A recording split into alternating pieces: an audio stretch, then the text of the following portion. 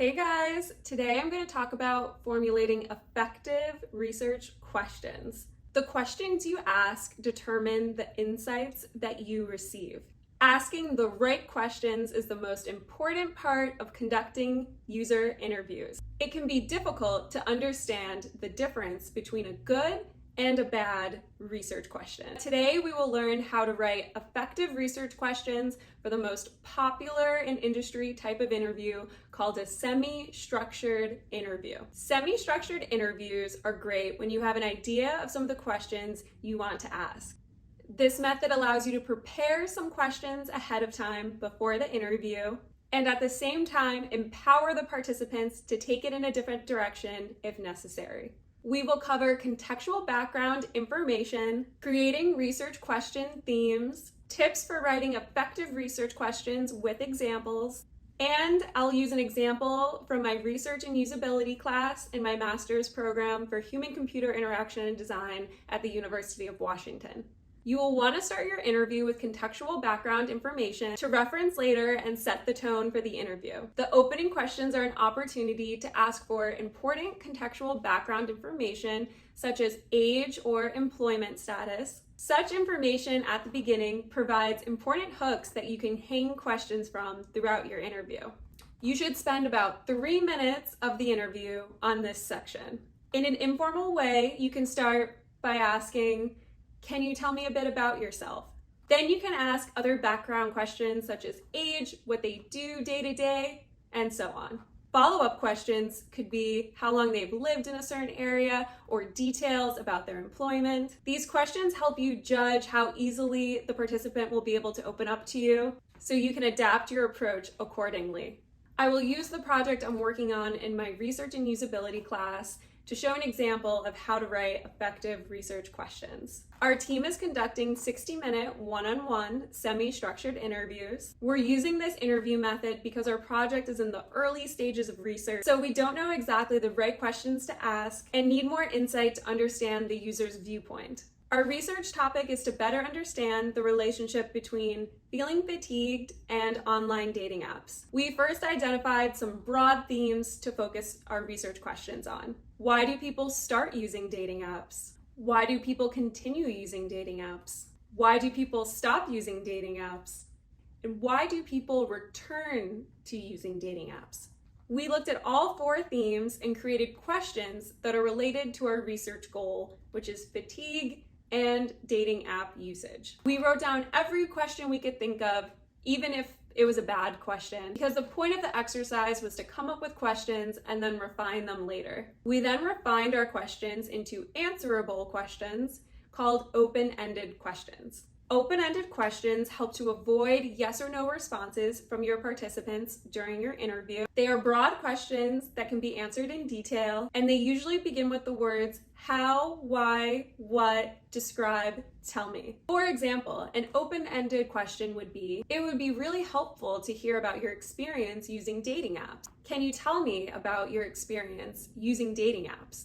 Compared to close-ended questions that you want to avoid. Do you use dating apps? The first question allows for more detail, and the second one could easily be answered with a yes or a no response. Another example of an open-ended question would be, why did you take a break from using dating apps? And a closed question example, do you take breaks from using dating apps? You will also want to ask questions that influence the response as little as possible. You want to avoid leading questions, questions that are phrased in a way that lead the participant in a particular direction. An example of a leading question, do you experience dating fatigue? A better way to ask this question without the participant knowing that you really care about dating fatigue is, you mentioned a period of time when you were using dating apps and then you stopped using dating apps.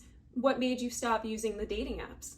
This question probes a response that could result in fatigue from using dating apps. The most effective questions are short and clear, leaving the participant with no uncertainty about the response that you want to receive. Think and ask the questions as straightforwardly as possible. For example, a clear question. Think about the last time you opened a dating app. Could you tell me why you opened the dating app?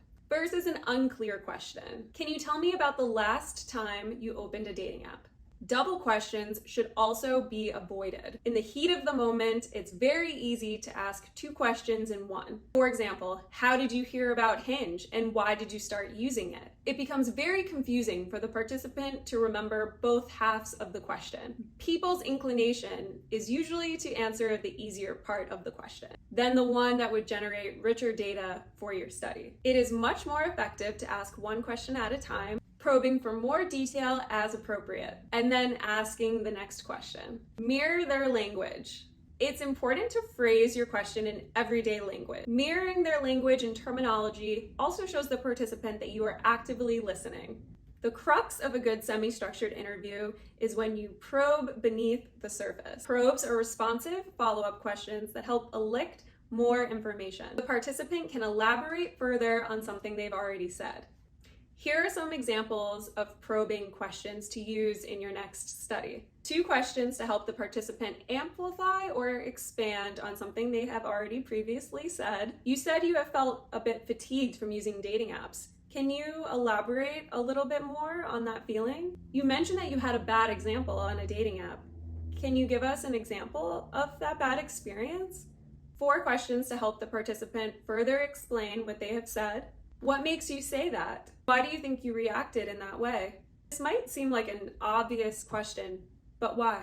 Just to make sure I've understood correctly, can you tell me exactly the reason why you think meeting people through dating apps is the best way? 3 questions to help explore impacts and effects. What effect did that have on you? What happened next? How did you respond when blank? 3 questions to help clarify a participant's response. In what way was that scary? Can you explain what you mean by it being a classic case? Did your feeling of insecurity happen before dating apps or afterwards? 2 questions to help surface underlying values and views. Why do you think it's important to you that there are prompts on dating apps? What made you feel so strongly about that? 2 questions to challenge inconsistencies in their responses. Earlier, you said using dating apps was a great way to meet people. Then you described some things that didn't go so well. What are your thoughts overall on how it went? You said at the beginning of the interview that you have never experienced dating fatigue while using apps. Do you think the interaction you were just explaining made you feel fatigued in any sense at all? Prompts can also help to clarify questions or stimulate a response in your participant. You might use a prompt if you feel like your participant is struggling to elaborate more on what they are trying to tell you. Or there might be aspects of the topic that you want to learn more about, but the participant hasn't brought those topics up themselves. Using prompts, you need to be aware that your prompt could influence the participant's response. So prompts should be introduced with a light touch. Offering participants a range of questions can help generate a more free response and avoid risks of a preferred answer that you're looking for from them. For example, you've mentioned several stories describing your experience using dating apps, but I'm wondering if there's anything else. I'm thinking of things like how the apps have made you feel, whether you feel like they are helping you accomplish your goals, and so on. Prompts can also be used to ask questions about insights that you've received from previous interviews before talking to that participant. Maybe there are some insights from your past interviews that the current participant has not talked about. But again, this must be done in a way that enables the participant to answer freely without influencing their response. For example, people talk a lot about the time it takes to match using dating apps. Do you think that's relevant here or not? Some people we've interviewed said it's hard to know if they've written the right prompts or uploaded the correct photos to find a good match. Was that an issue for you at all? The response to one question will require another and another. Good interviewing is a little like detective work. You must be alert to cues that you have not yet heard the full answer to, but you can sense that something does not quite add up with the responses they have provided so far. For example, a participant talks about the reason they don't use dating apps is due to a lack of time. They might respond, I really don't have time for dating apps. I work so much during the week, and then I live with my sister, and I can't work while she's home. I have to entertain her, and I have to work out, and there's just too much going on during the week. As the researcher, you could ask, so what do you do on the weekends? The participant might say, well, I go shopping, I go see my grandma, I do some gardening, and then I go out with my friends on Saturday night.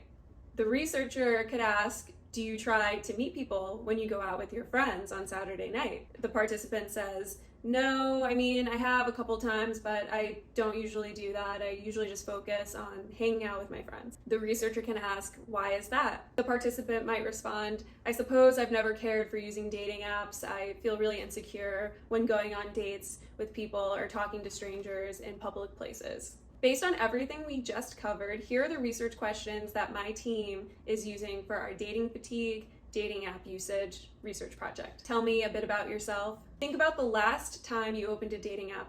Could you tell me why you opened the dating app? What dating apps have you used? What about those dating apps do you like? How did you feel when you first started using dating apps? When was the last time you opened a dating app? Could you tell me why you opened the app? When looking for a potential match on a dating app, how do you evaluate people? In the screener, you mentioned periods of time when you stopped using the dating apps.